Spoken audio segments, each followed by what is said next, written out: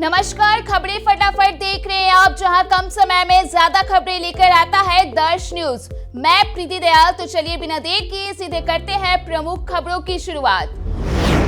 PM Modi ने दुनिया के सबसे बड़े मेडिटेशन सेंटर स्वर्वेद महामंदिर का लोकार्पण किया। पीएम मोदी अपने संसदीय क्षेत्र वाराणसी के 2 दिवसीय दौरे के दूसरे दिन वाराणसी के चौबेपुर इलाके के उमराह में बने स्वर्वेद महामंदिर धाम का लोकार्पण किया।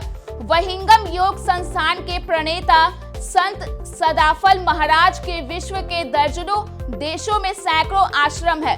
इसमें वाराणसी का यह स्वर्वेद महामंदिर सबसे बड़ा है। 1000 करोड़ की लागत से करीब 20 साल से बन रहा यह 7 मंजिला मंदिर दुनिया का सबसे बड़ा मेडिटेशन सेंटर कहा जा रहा है। यहाँ एक साथ 20,000 लोग योग और ध्यान कर सकते हैं।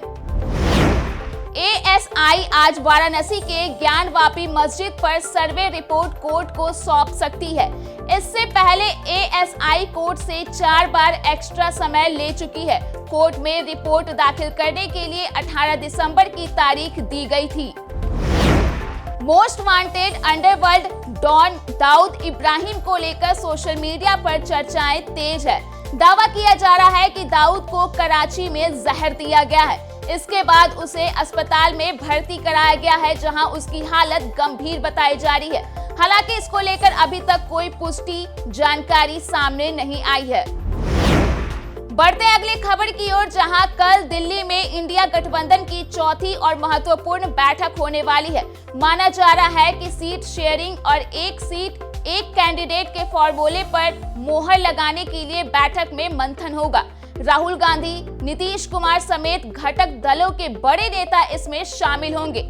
राजद सुप्रीमो लालू प्रसाद यादव भी इसमें महत्वपूर्ण रोल अदा करेंगे। सोमवार को लालू अपने बेटे तेजस्वी यादव के साथ मीटिंग में भाग लेने के लिए पटना से रवाना हो गए। जाने से पहले पटना एयरपोर्ट पर लालू प्रसाद यादव ने नरेंद्र मोदी और केंद्र सरकार को लेकर बड़ा बयान दिया। इंडिया गठबंधन की 19 दिसंबर को नई दिल्ली में होने वाली बैठक में मुख्यमंत्री नीतीश कुमार शामिल होंगे। इसको लेकर वह सोमवार की शाम को ही विमान से पटना से दिल्ली पहुंचेंगे। विपक्षी दलों की चौथी बैठक होनी है। वहीं जदयू के राष्ट्रीय अध्यक्ष ललन सिंह दिल्ली में ही हैं। शाम में नीतीश दिल्ली के लिए रवाना होंगे। काफी लंबे समय के बाद विपक्षी दलों की यह बैठक हो रही है। इससे पहले 6 दिसंबर को बैठक निर्धारित की गई थी, जो अपरिहार्य कारणों से नहीं हो सकी। कांग्रेस प्रदेश अध्यक्ष अखिलेश प्रसाद सिंह ने कहा कि इंडिया गठबंधन की बैठक में लालू प्रसाद यादव समेत करीब 25 दलों के नेता शामिल होंगे। वहीं दिल्ली में 19 दिसंबर को होने वाली इंडिया गठबंधन की चौथी बैठक से पहले ही बीजेपी सांसद और पूर्व डिप्टी सीएम सुशील मोदी ने बड़ी भविष्यवाणी कर डाली है। उन्होंने कहा कि गठबंधन की पिछली 3 बैठकों की तरह 19 दिसंबर की बैठक भी फ्लॉप होगी। उसमें चाय पार्टी और फोटो सेशन के अलावा कुछ नहीं होने वाला है। मोदी ने बैठक के फ्लॉप होने की 5 वजहें भी बता डाली है। हिंदुओं को हलाल मटन छोड़कर सिर्फ झटका मटन खाने की सलाह देकर केंद्रीय मंत्री गिरिराज सिंह ने बिहार के सियासत में उबाल पैदा कर दिया है। गिरिराज सिंह के बयान पर विरोधी जेडीयू और राजद ने पलटवार किया है। कहा गया है कि इंडिया गठबंधन की एकता से बीजेपी घबराई हुई है। जल्द उन्हें 33,000 करंट का राजनीतिक झटका लगने वाला है। वहीं राजद ने कहा है कि नीतीश कुमार और तेजस्वी यादव की सरकार के काम से बीजेपी घबराहट में है। इसी वजह से गिरिराज सिंह को हलाल झटका की याद आ रही है। बिहार में बीजेपी ने लोकसभा के साथ ही 2025 के विधानसभा चुनाव की रणनीति भी तैयार कर ली है। बीजेपी प्रदेश अध्यक्ष सम्राट चौधरी ने ऐलान किया है कि आगामी विधानसभा चुनाव में बीजेपी राज्य की कम से कम 200 सीटों पर अपने प्रत्याशी उतारेगी। बिहार में अभी बीजेपी का चिराग पासवान की लोजपा, रामविलास उपेंद्र कुशवाहा की RLJD, जीतनराम मांझी की हम और पशुपति पारस की लोजपा के साथ गठबंधन है। सम्राट चौधरी के इस ऐलान से एनडीए के घटक दलों के नेताओं की चिंता बढ़ गई है। बिहार में दारोगा भर्ती परीक्षा में चूक का मामला सामने आया है। सिपाही भर्ती के बाद दारोगा भर्ती परीक्षा में भी पेपर लीक होने का मामला सामने आया है।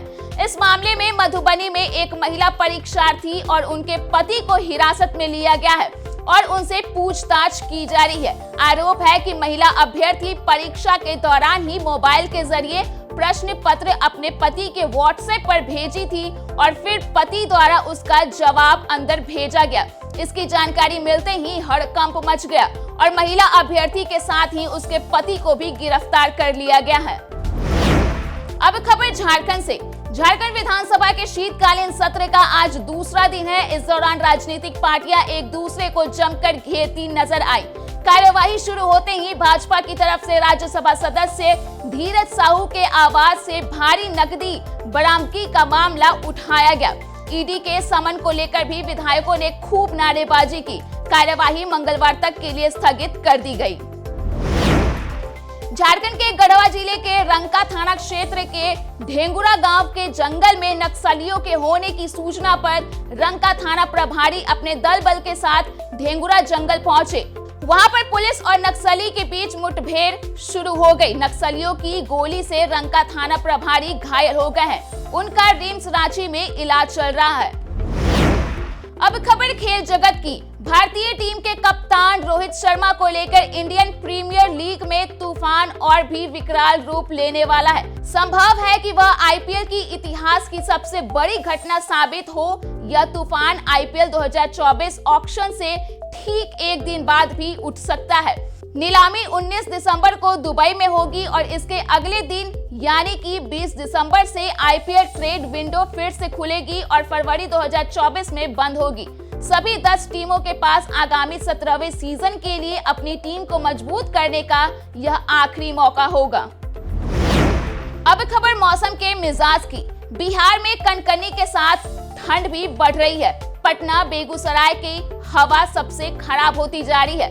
पटना सहित प्रदेश के 18 शहरों का न्यूनतम तापमान रविवार को 10 डिग्री सेल्सियस से नीचे आ गया। न्यूनतम तापमान कम होने से शाम और रात में कनकनी बढ़ गई है। वहीं पटना और बेगूसराय की हवा सबसे खराब है और AQI का स्तर 350 के पार पहुंच गया है। तो फिलहाल के लिए दोपहर के इस खास बुलेटिन में इतना ही। देश और दुनिया के तमाम अपडेट्स के लिए आप देखते रहिए दर्श न्यूज।